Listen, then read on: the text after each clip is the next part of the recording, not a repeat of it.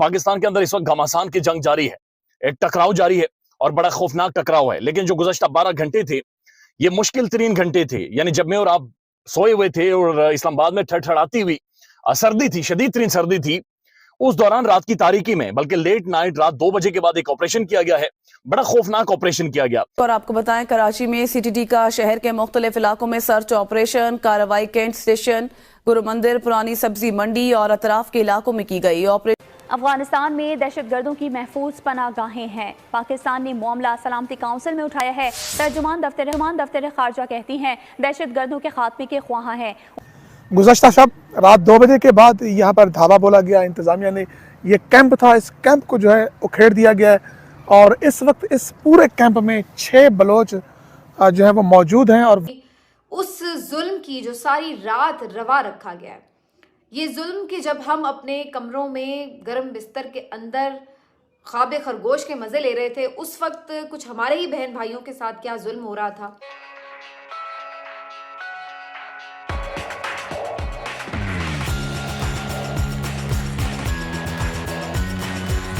यानी जहां पर ऑपरेशन किया गया वहां से चंद किलोमीटर दूर फासले पर बलूचिस्तान से जो वज़ीर आज़म अनवारुल्लाह काकड़ साहब वो सोए हुए थे, अपने गर्म बिस्तर में सोए हुए थे हीटर शीटर लगाकर। और जो चीफ जस्टिस ऑफ पाकिस्तान है जनाब काजी फाइज साहब, जिनका ताल्लुक बलूचिस्तान से है, वो अपनी बेगम को लेकर छुट्टियों पर गए हुए हैं और वो टर्की के अंदर मौजूद हैं और टर्किश खाने खा रहे हैं और वहां पर मौज मार रहे हैं और वहां पर मजे ले रहे हैं।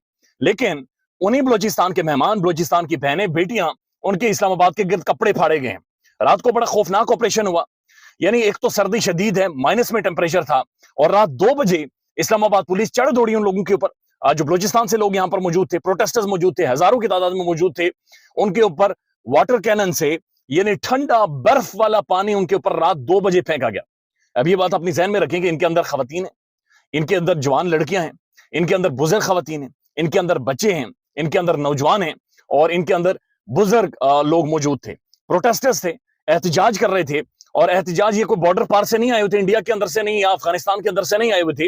ये पाकिस्तान के सबसे बड़े सूबे बलूचिस्तान, जिसे हम कहते हैं कौमी धारे के अंदर बहुत बहुत बड़ी इंपॉर्टेंस देंगे, हम उसे ये कर देंगे, हम उसे वो कर देंगे, ये बलोची थे, ये बलूचिस्तान के लोग। और रात के 2 बजे उनके ऊपर ठंडे पानी से, यानी यख ठंडे पानी से उनके ऊपर वाटर कैनन से पानी फेंका गया। उसके बाद जनाब इनके ऊपर शेलिंग हुई है, शदीद तरीन शेलिंग। नौजवानों को गिरफ्तार किया गया और खासतौर पर जो इनको लीड कर रही हैं महारंग बलोच, एक बड़ी ब्रिलियंट एक नौजवान लड़की है, अब बहुत ही कॉन्फिडेंट हैं, एजुकेटेड हैं, पढ़ी लिखी हैं, बात करना जानती हैं, ट्विटर के ऊपर बहुत ज्यादा एक्टिव हैं और दिलेर हैं। यानी वो इंतहा की वो दिलेर लड़की है जो कि इस वक्त बलोच प्रोटेस्टर्स को लीड कर रही है। वो नारे मारती है, वो बातचीत करती है, उसके पास फैक्ट्स हैं, उसके पास आदाद व शुमार हैं, वो डायनामिक्स जानती है, वो बात करना जानती है, वो अंग्रेजी और उर्दू बोलना जानती है। वो फौरी तौर पर ट्विटर के ऊपर आई और उन्होंने पूरी दुनिया को आवाज दी। उन्होंने कहा कि जनाब क्या दुनिया देख रही है या नहीं देख रही कि रात 2 बजे हमारे ऊपर ठंडा बर्फ पानी हमारे ऊपर फेंका जा रहा है।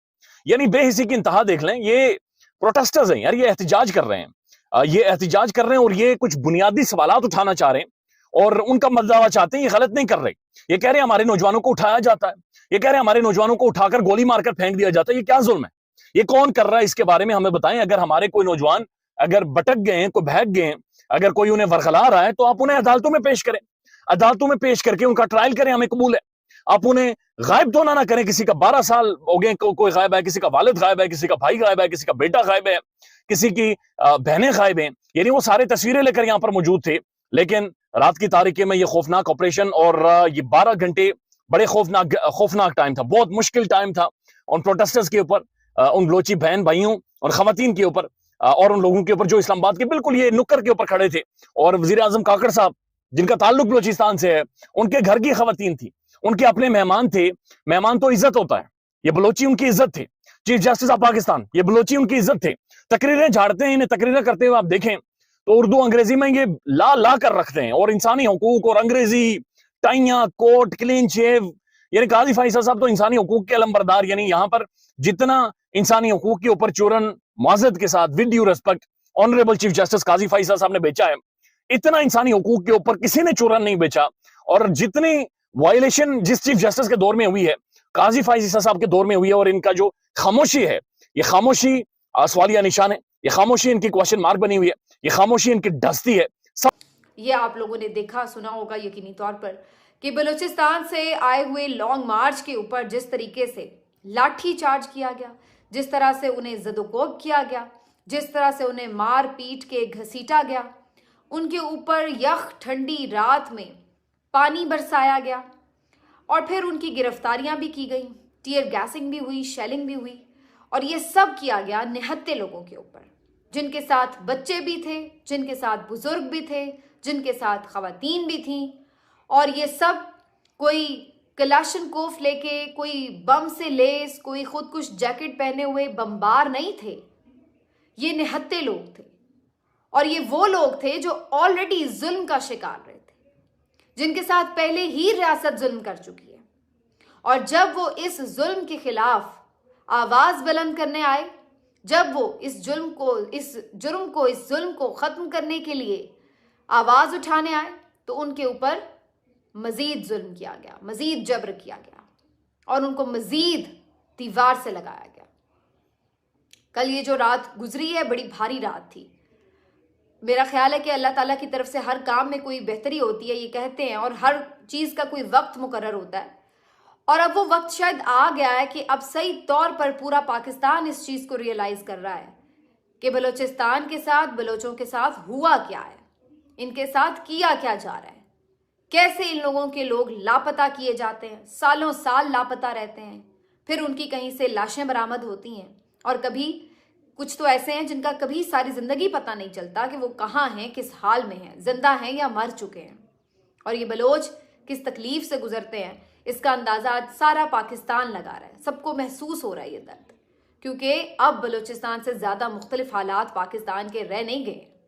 अब पूरे पाकिस्तान में यही कुछ हो रहा है और इस वक्त हम देख सकते हैं कि किस तरीके से, किस अंदाज से आम लोगों के साथ भी जुल्म होता है। कोई आम 4 लोग निकल आए एहतजाज के लिए तो उनकी भी ज़बानबंदी कैसे की जाती है।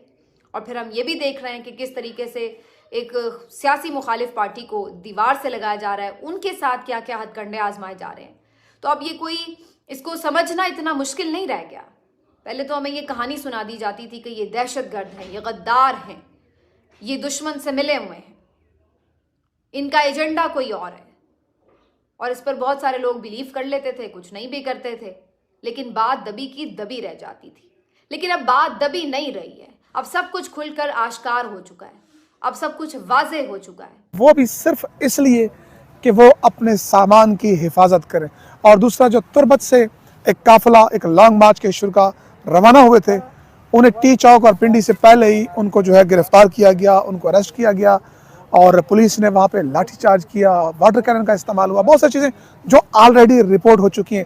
उसमें खवातीन को भी गिरफ्तार किया गया, उठाया गया। यहाँ पर मैं चाहूँगा कि थोड़ा सा आगे आपको मनाजिर भी दिखाऊँ कि सूरत हाल है क्या। ये वो बलोच अफराद के जो रात बैठे हुए थे, ये उनके जूते पड़े हुए हैं, यानी कि उनको अरेस्ट करके यहाँ से उठाया गया।